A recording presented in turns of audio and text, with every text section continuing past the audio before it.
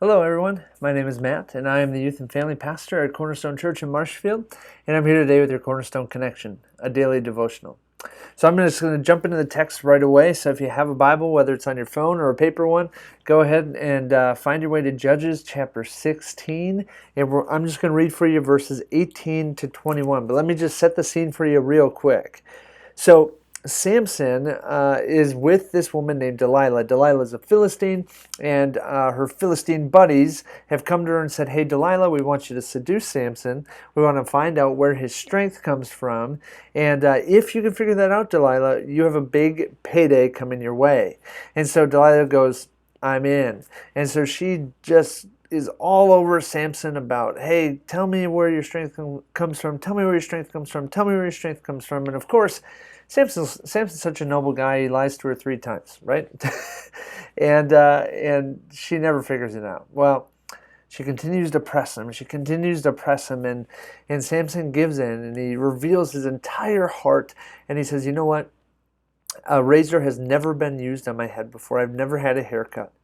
And so if my hair is cut, I'll be like any other man." Well, let's find out what happens in verses 18 to 21. Because what we're going to see, friends, today, we're talking about sin. And sin works in a very sneaky way. And we often don't see where sin is taking us. And we see this in Samson's life here today.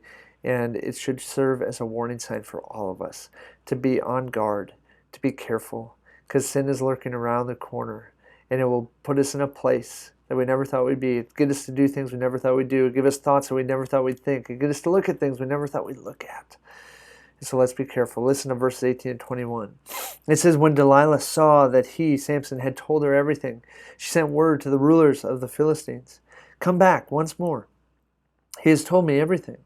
So the rulers of the Philistines returned with the silver in their hands. Having put him to sleep on her lap, she called a man to shave off the 7 braids of his hair, and so began to subdue him. And his strength left him. Then she called, 'Samson, the Philistines are upon you.' He awoke from his sleep and thought, 'Listen, I'll go out as before and shake myself free,' just like he had done the other 3 times before this, okay? But he did not know that the Lord had left him.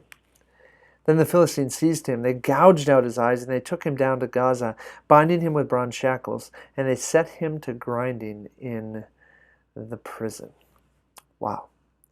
So we see in verse 21 where Samson's life of sin eventually gets him. His strength is gone. Why? Because God is gone.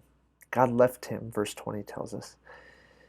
His eyes are literally gouged out, and he's grinding grain for the enemy. So he's alone, he's blind, and he's working for the enemy. I don't know about you, but does this seem like a good place to be?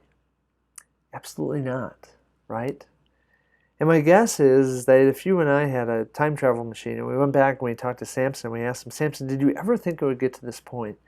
Did you ever think that you'd find yourself in this condition doing these things where you were alone, God had left you, you were blind, your eyes were gouged out, and you were grinding grain for the Philistines? Did you ever think you'd get there, Samson?" My guess is that Samson would probably say, "No, I never thought it would get that bad." You see, in the chapters previous in Samson's life, it's not like he had lived a real obedient, righteous life for God. He hadn't. But every time he had sinned and come in contact with the enemy or anything like that, God helped him overcome.